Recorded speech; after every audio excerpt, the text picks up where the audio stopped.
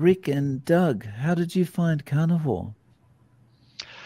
Oh, well, I guess I was the one that kind of came into that first. My wife had a lot of gastrointestinal issues, and the doctors just kept putting her on meds, and she was going through a bunch of surgeries and things like that. And I've never been one to really like taking drugs.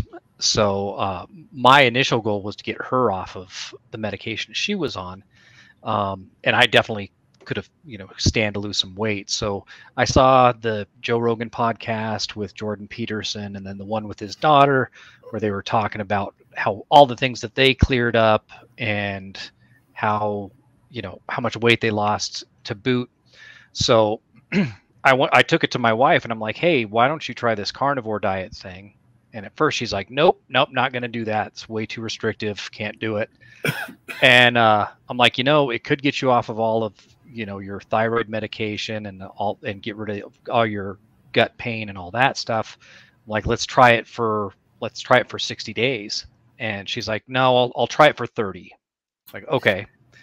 So we went into our first 30 days, and I got the keto flu really bad. Like, we literally went from having cake one night to full carnivore the next day. Fortunately, that didn't happen to her because I was just trying to keep myself, I was just trying to keep up with her at that point, and really thinking I was doing it to support her and then hopefully lose some weight for myself.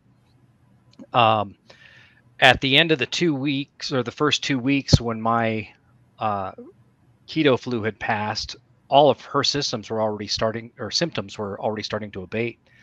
And she basically stopped taking some of her medications. She wasn't getting any more gut pain, which she had lived with gut pain for about a decade. And then, so she's like, okay, well, I can go 60 days. And all right, so we'll push it out 60 days and see what happens. And then before the 60 days was up, she's like, okay, let's go ahead and do 90 days. And it was right about, I think, the 90-day mark where we were at a family party, and I ran into my brother, and I was down, I don't know, 30 pounds, I think, at that point. And he's like, wow, you're looking great. What are you doing? And I was like, oh, this carnivore diet. And he looked at me like I was an idiot and I was going to kill myself. But yeah, that's true. And what's funny about that is he had told me about it probably a month before over the telephone, and we live a couple hours apart. And so when I walked into that party, I said, "Dang, man, it looks like you've lost some weight." And I forgot about the phone conversation. And he says, "Yeah," and I said, "Well, what are you doing?" He said, "Carnivore." And then so, man, we must have spent a good 1 or 2 hours after that just talking about carnivore. But at the time, I was still of the belief that red meat and saturated fat is going to kill you. And so, fast forward, a week or two later, I was looking for something on YouTube, and I just happened to see a carnivore video, and I thought, oh, this is what Doug was talking about. So I watched it, and I just went down a rabbit hole after that. And I spent hours and hours and hours watching carnivore stuff. And I said, I'm going to give this a try. And yeah, that's how we discovered carnivore. So there's about 60 to 90 days apart in your journeys. Is that right? 90 days, I think, I started in March, and then I think he picked it up in June. Yeah. Right. Yeah. Okay. So, yeah. And man, we've just stuck with it ever since. June 1st was my 1-year carniversary. And of course, Doug's was in March. And man, I went into this thinking I want to lose some weight and heal some of my ailments. And I think this is a lifetime commitment for me now. So, yeah, me too. When we got close to the end of the 90 days, my wife's just like, okay, this is what we're doing now. This is just, she does want to incorporate some things occasionally that aren't necessarily strict carnivore, but on a day-to-day basis, she's just like, it's not just with how much better she feels and how much better I feel and how much weight we've both lost. There's just it doesn't make any sense to go back to anything else permanently. Yeah. Yeah. So, just Doug, to talk a little bit about your wife first. So, you mentioned the gastro and the gut issues. Like Mhm. that's all cleared up now? Yeah. Yeah. She has no more pain. I mean, just now getting into her late 40s, she's already had 2 colonoscopies because of the issues she had from before, where they were trying to, just figure it out and get her pain under control. She takes no pain medication for it anymore. She just doesn't have any pain anymore. She was also on medication for hypothyroidism, and she is now completely off of that medication as well. Oh, wow. So, That's awesome. And as for both of you, like what are the biggest changes you've had that that make you want to stay the distance? you go ahead. Yeah. So yeah, for me, it's been, similar to Doug's wife. I used to be on 6 medications. I'm on 1 now. I was on heartburn medication. I never get heartburn anymore. I was on cholesterol medication, and I've probably studied statins about as much as I've studied carnivore. And so I actually took myself off the statins. And my cholesterol is 80s normal, 1980s normal. So I'm happy with that. I had neuropathy in my middle toe. That's essentially gone. I still get some tingling and numbness from time to time, but it's not a constant 24/7. Of course, I'm down over 50 pounds. Gosh. I had lipomas. I still kind of have one right here. I don't know if you can see that lump. That used to be about 3 times as large. And I have one here that's almost gone. I had one here that's completely gone. I had one here that's completely gone. And then I had a really big one in my gut that's probably half of what it used to be. And when I say it was probably about this big right now, it was like this big. And so the lipomas are going away. Gosh, I know I'm missing. Yeah. One thing for both of us, we both had eczema, got it from our mom. Yep. Another thing we got from our mom is a condition called familial tremors, which is just a constant shaking. Mine onset when I was probably 12 or 13 years old.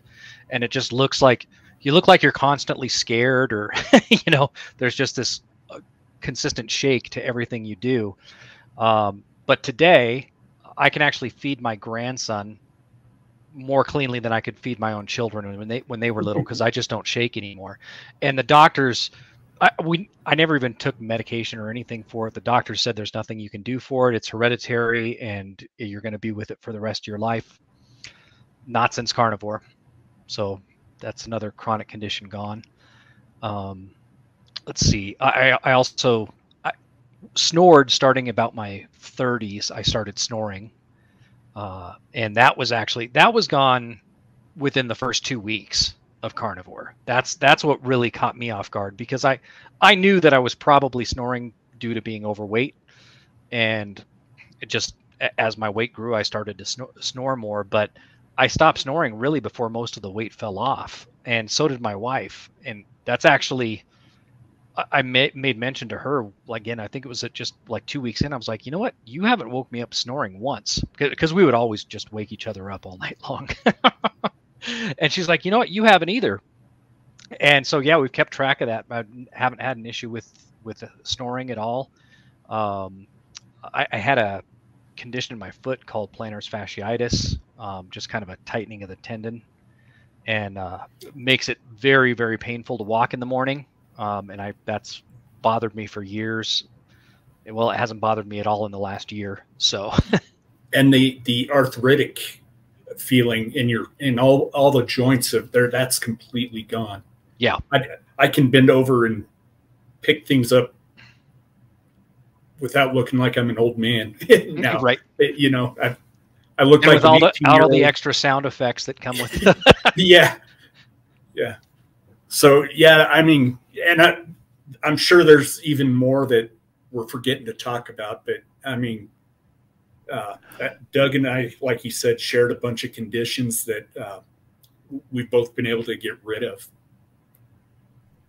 There's nothing quite like that change where, you know, like you mentioned, all the noises that come along with moving and getting up and stuff.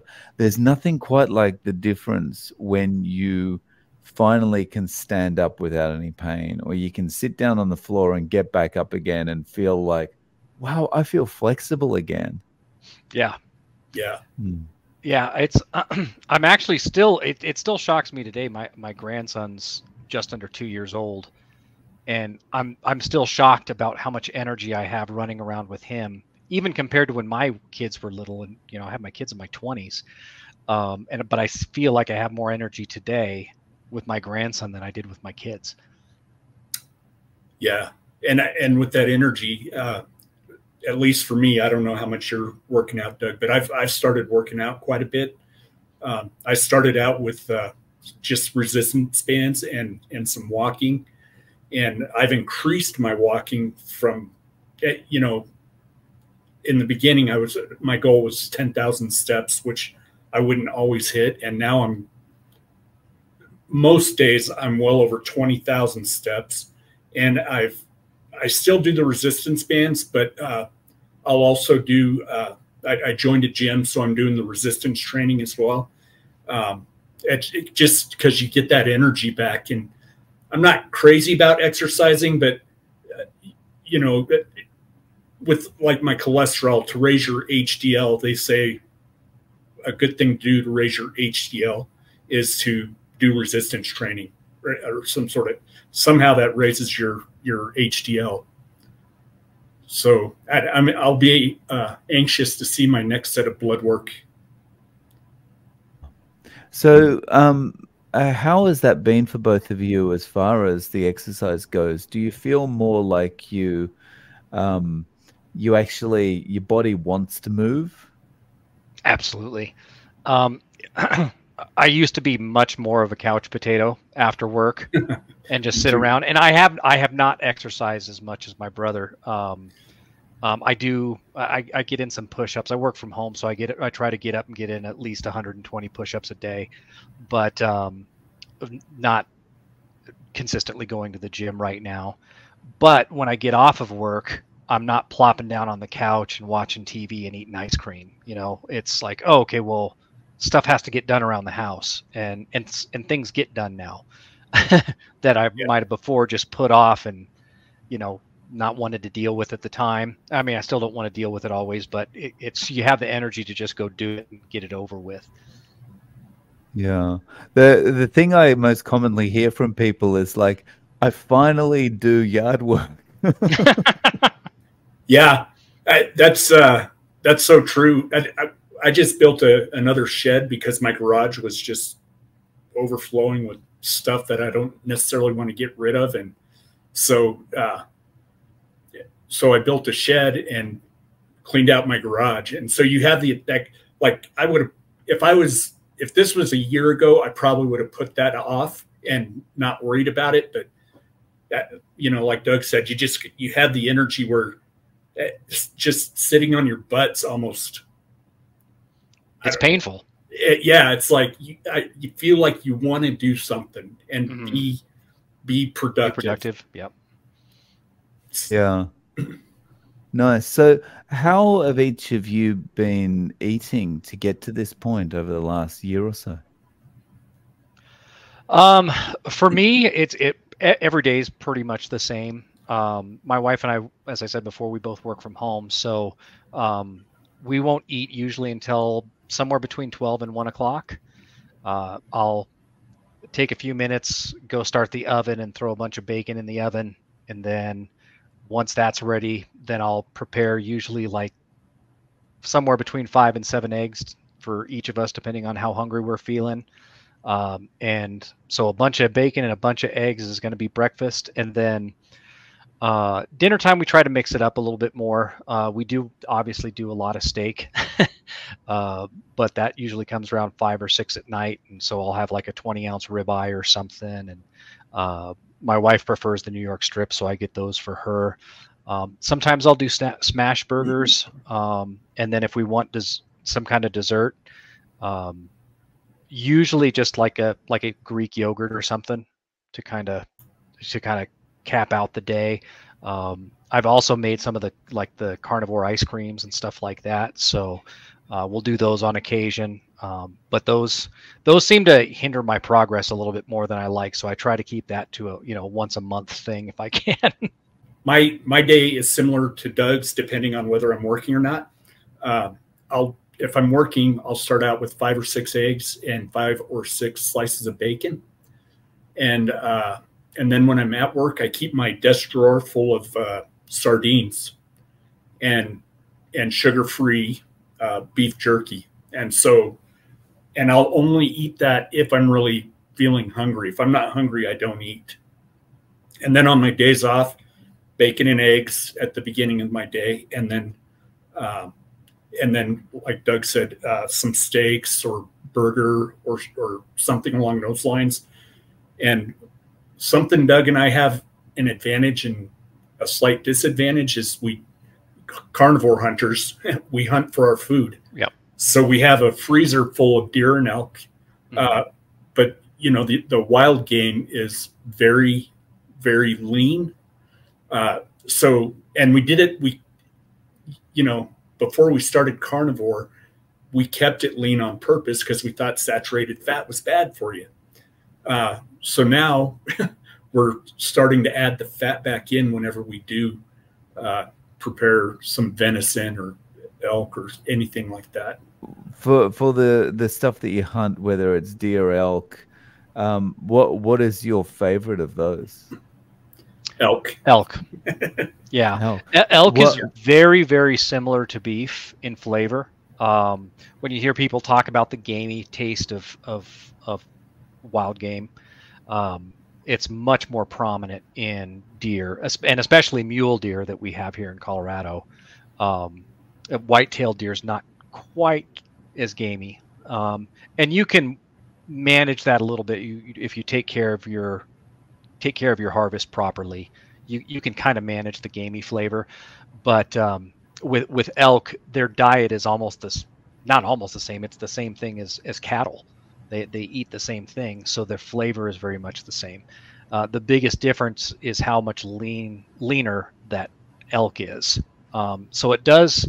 I can't get through as big of an elk steak as I can say a ribeye, just because the lack of fat in there, and you do slather it in butter, but I'm already slathering my ribeye in butter, so Yeah. Oh wow, yeah. It reminds me of in Australia we eat kangaroo and emu, and they're very, very similar. Like you can't like cook it any longer than kind of rare, because then it just becomes like an old boot kind of thing, because there's no fat on them at all. Yeah. I've heard kangaroo's pretty good though. Did you like it? Yeah, it tastes pretty good. It reminded me a little bit of eating veal, but tough veal. Okay. I'm trying to remember. I spent about 6 weeks in Australia while I was in the Navy, and we were there specifically to help Australia celebrate its bicentennial, that was 89? 88. 88. Yeah. Yeah, and so I know anytime I traveled while I was in the military, if they had some sort of food that you couldn't necessarily get here in the States, I would try it. But I don't remember if I tried kangaroo or not. So. Oh wow! You're mentioning the bicentennial there. All these memories are coming back. That's yeah. Wow. Yeah. So, you mentioned before, Rick, that, at the start of this, you were like, red meat's bad, saturated fat's bad. Has anyone around you kind of been shocked by this and been like, what are you guys doing? You're going to kill yourselves? Absolutely. And it's really hard to try to convince them otherwise, because they thought like we thought, that you grew up learning that The food pyramid. Yeah, yeah, the food pyramid's completely upside down, and there's things on the pyramid that shouldn't even be there, probably, like bread. And so, yeah, but we were told to have like what 14 servings a day or something ridiculous. yeah, yeah, and so it's just when you talk to people like that. My boss specifically, I remember talking to him, and I know he thinks I'm crazy, but but they don't take the time out to research it themselves. And quite honestly, had I not accidentally came across that video that sent me down the rabbit hole I talked about, I might still not be on it, thinking Doug's a crazy guy for doing it himself, you know? So it's just, I don't know. I saw the video and thought I'll just check it out and see what Doug's talking about. Yeah, convincing others is a very difficult thing to do. It's, I don't know what to say about that. Yeah. I sometimes I like playing with people though, you know, like someone will say to me, "What are you doing eating that stick of butter? You're going to kill yourself." And it's like, what, one's bad for me? How about two, you know? That's a good one. Yeah. So has anyone, I mean, Doug, your wife's doing this with you, but has anyone else decided to give this a try that you know? Yeah, actually, several of my wife's cousins have jumped on board, and I think they didn't find it through me, but when they started to do it, I think they found out that I had already started and kind of called me and asked me for, you know, some of the mistakes that I had made and for advice in that on that sort of nature, and again, doing pretty well. But on the flip side of that, my wife's one uncle was like, "Oh, that's not sustainable. You can't do that." I'm like, "Well, I've been doing it for a year, so." Yeah, that's a comment I hear the most. That's not sustainable, or I don't want to give up my potato. Yeah, those are the two most common phrases I hear, and I'm like, man, of all the vegetables or fruits, potato's probably the worst one for you. Yeah, with all the starch and the sugar. What I like to tell people is, why do you think that we're the only animal that has to eat everything? Every other animal on the planet eats like 5 things tops. Most of them just 1 or 2 things, but you get a good omnivore, bears, they're going to eat like 5 different things. But for some reason, we're the only animal that has to eat all the foods from all over the world. Like that doesn't make any sense from an evolutionary standpoint.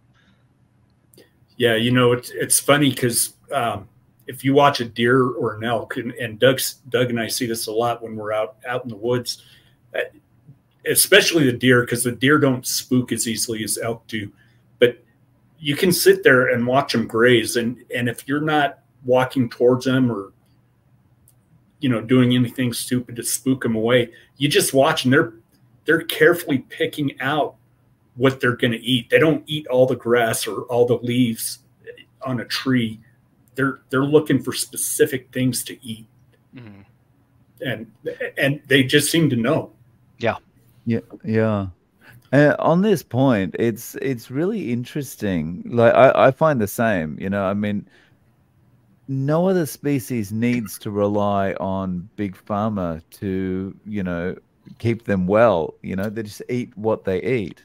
Well, our dogs do now, but that's because we give them the crap we've been eating. Exactly. Like my mum had a diabetic dog, but that's because the dog was eating the same food as the family, you know? Mm-hmm. But yeah, like apart from, you know, kind of our domesticated animals, like when you look at a species, they're all the same size as well. You don't have like the anorexic hippo and the, you know, the obese hippo, you know, you just have hippos. Right. Right. That's a good point. Yeah. Yeah. So we've done this to ourselves, it seems, when you look at the animal kingdom. Yeah. Well, that was my point. We've done it to our pets too. Yeah. We actually, my wife and I found this dog food that's all natural, and it comes from a company called the Farmer's Dog. And I have noticed a difference, especially in our older dog. She's moving around a little bit easier than she was. And the other thing I do, that I used to not feed my dog people food at all. It was strictly dog food for him. And the more I'm learning about this and your pets, if I have a little bit of scrap, like I'm stuffed and I can't eat anymore, and there's not enough for leftovers, I'll cut it up, whatever I have, and feed it to my dogs now. And they love it. And I think I'm their new best friend. Used to be my wife, and now it's me. Nice. And I guess, I mean, they're thriving now, right? Yeah, they're doing much better. My older dog was starting to get arthritic or something, I think, because you could tell it was starting to hurt her to walk, and now she's back to just walking normally. She'll jump up in my truck without an issue, where before I had to help her up. Man, she's chasing the ball again. So that's so interesting, because that's exactly what's happening with humans as well, right? You got joint pain, you got arthritis, you start eating properly and it disappears. Yeah. My dog, my dog's a little younger than his, but we do the same thing. Any kind of leftover steak, even if, there's make burgers, whatever that's left over, I try to give them as much meat as possible now without completely breaking the bank. And I mean, they still get their kibble, but a lot of the times they just pass it up and wait for dinner time with us. But the last several years, my older dog, again, he's not that old, he's 7, but he's very active, but he's also been a good 8 pounds overweight every year that I go to the vet. And they're always like, you got to get him to slim down, make sure he's eating less and things like that. I didn't do anything to, like, I haven't fed him less in his bowl, really, aside from the fact he doesn't go for it as much. Just been giving him meat in this last year. And I think it was just 2 months ago, they said he was actually down 3 pounds. Whereas the last 4 years when I'd go back, it's like, well, we told you to have him lose 5 pounds and he's actually up a pound. So, but this last year he went down 3. So. Yeah. Wow. Oh, that's great. Yeah, they're very nice. So if someone came to you and said, look, I'm going to start Carnivore, or you've sold me on this, just looking at your results, I'm sold, I'm going to get started. What's the one piece of advice you'd each give that person? I would say, if you're going to do this, make sure when you're starting out, have your electrolytes ready to go. Yeah. I think that's because I did in the beginning. I wasn't doing the electrolytes right away, and I would be laying in bed and my legs would cramp up. And once I started doing the electrolytes, the cramping stopped. And so now I'm to a point where I don't need the electrolytes every day. Or at least I don't think, maybe I do, I don't know, but I'm not doing them every day like I was before. Yeah, I would say the same thing. And I actually did order some of that Element stuff before before I started, but there was a storm that delayed shipping. So it didn't actually come in until about 5 days after I started, while I already well into that keto flu. And taking that, I think it did help me kind of push through that keto flu. But yeah, I would say do that, and then maybe even ease into it. I mean, don't do what I did and don't have a giant piece of cake on Sunday night and then go pure carnivore on Monday.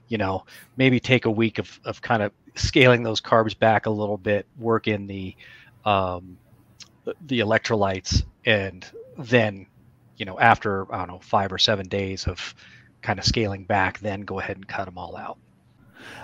So could you talk a little bit about your channel? What have you got going on there, and how can we find you?